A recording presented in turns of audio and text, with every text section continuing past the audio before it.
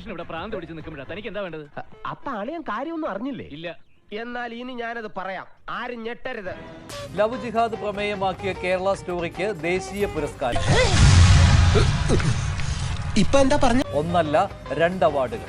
വെറുതെ തമാശ കളിക്കരുത്. തമാശയല്ല, നീ കേട്ടതൊക്കെ സത്യമാണ്. സി കേരളത്തിലും ഏഷ്യാനെറ്റിലും ഒക്കെ വരുന്ന സീരിയലുകളിലുണ്ട് ഇതിലും മികച്ച ഛായകൻ. കാര്യം സത്യമാണെങ്കിലും എനിക്ക് അംഗീകരിച്ചു കൊടുക്കാൻ പറ്റുമോ? കേരള സ്റ്റോറിക്ക് എന്തിനു കൊടുക്കണം ബെസ്റ്റ് ഡയറക്ഷൻ അവാർഡും ബെസ്റ്റ് സിനിമാറ്റോഗ്രാഫി? അത് തെമ്മാടിത്തരമല്ലേ? അതങ്ങനെ വിടാൻ പറ്റുമോ ബ്രദർ? അതെങ്ങനെ വിടാൻ പറ്റും? തെമ്മാടിത്തരം ഒരിക്കൽ പറഞ്ഞാൽ ഇതിന്റെ ഡയറക്ഷൻ നല്ലതാ. എന്താണെടാ നീ ഇന്നത്തെ ഒരു പ്രൊപ്പഗാൻഡ ചവറ് പടത്തിന് ചവർന്ന് തന്നെ ഞാൻ പറയുന്നു. പെരുന്നുണകളുടെ മഹാരാജാവ്, ദി കിങ് ലയർ. പണിയെടുത്ത് തിന്നണമെന്നൊക്കെ ആഗ്രഹമുണ്ട് സാറേ, പക്ഷെ പറഞ്ഞു പറ്റിച്ച് തിന്നാലേ വായിന്നിറങ്ങുള്ളൂ. ശീലായിപ്പോയി. അവർക്ക് ആട് ജീവിതം പോരെന്ന്. ആട് ജീവിതത്തിൽ അഭിനയമൊക്കെ ഭയങ്കരമായിട്ട് ആർട്ടിഫിഷ്യൽ ആയിട്ട് തോന്നുന്നു. നീ എത്ര പുളു വേണമെങ്കിലും അടിച്ചോ, പക്ഷെ കേൾക്കുന്നവർ കൂടി ദഹിക്കണം.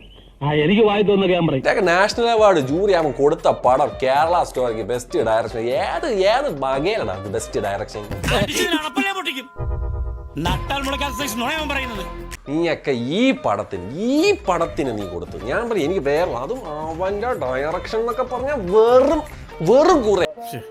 നിനക്കതൊക്കെ എങ്ങനെയാ സാധിക്കുന്നത്? ഇനി മുതൽ എനിക്ക് അതിന് ഒരു ചവറിന്റെ വില മാത്രമായിരിക്കും. ഒരു ചവറിന്റെ വില. അമ്മമാര് കൊടുത്തേക്കണ പടം എന്റെ നാഷണൽ നോക്കിയാൽ കലിപ്പ് തീരുണ്ടോ ദൈവമേ. അവന്റെ മോത കണ്ടില്ലേ? ഈ എരുമയെ കൊണ്ട് ചവിട്ടിപ്പിക്കട്ടെ പന്നി. പറ്റിപ്പോയടാ. വേണ്ട നീ ഞാൻ പലതവണ പറഞ്ഞതാ, കേട്ടില്ല. ഞാൻ തന്നെ. തൽക്കാലം ഇത്രയും മതി. വരട്ടെ.